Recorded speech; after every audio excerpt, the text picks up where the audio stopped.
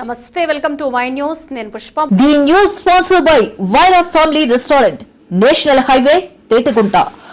నోరూరించే వంటకాలు, అసలైన మసాలా దమ్ముతో అదిరిపోయే నాన్ వెజ్ రుచులు మీకోసం. విచ్చేయండి Wyra family restaurant, national highway, Tetagunta, Tuni మండలం, కాకినాడ జిల్లా. కోనసీమ తిరుమలగా ప్రసిద్ధి చెందిన వాడపల్లి శ్రీ వెంకటేశ్వర స్వామి దేవస్థానానికి భక్తుల కానుకల వర్షం కురిపించారు. గత 34 రోజుల కాలానికి సంబంధించిన హుండీల లెక్కింపులో 2.44 కోట్లకు పైగా ఆదాయం నమోదైంది.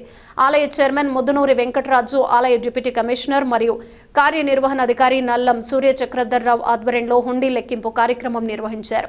దేవస్థాన అధికారులు వెల్లడించిన వివరాల ప్రకారం ప్రధాన శ్రీ వెంకటేశ్వర స్వామి ఆలయం, శ్రీ విశ్వేశ్వర స్వామి ఆలయ హుండీ ద్వారా 1,57,70,000 రూపాయల నగదు లభించింది. అన్నప్రసాద హుండీల ద్వారా మరో 66,66,823 సమకూరింది. మొత్తం కలిపి 2,44,37,000 ఆదాయం వచ్చినట్లు ప్రకటించారు.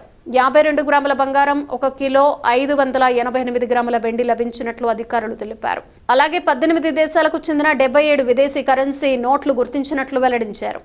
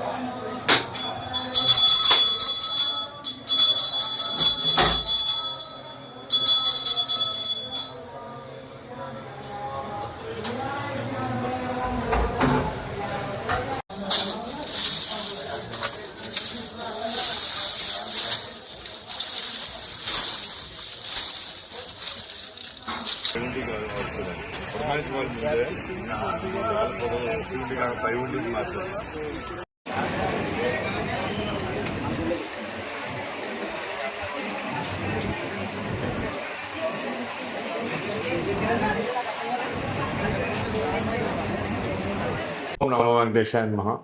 డాక్టర్ బిఆర్ అంబేద్కర్ జిల్లా ఆత్రేయపురం మండలం వాడపల్లి గ్రామంలో వేయించేస్తున్న స్వయంభూ వెంకటేశ్వర స్వామి ఆలయంలో ఈ రోజున హుండీలు తెరవగా 33 రోజులకు గాను వేణు హుండీల ద్వారా 1,77,70,227 మరియు అన్నదాన హుండీల ద్వారా 66,66,683 రూపాయలు వేసి మొత్తం 33 రోజులకు గాను 2,44,37,050 రూపాయలు వచ్చింది.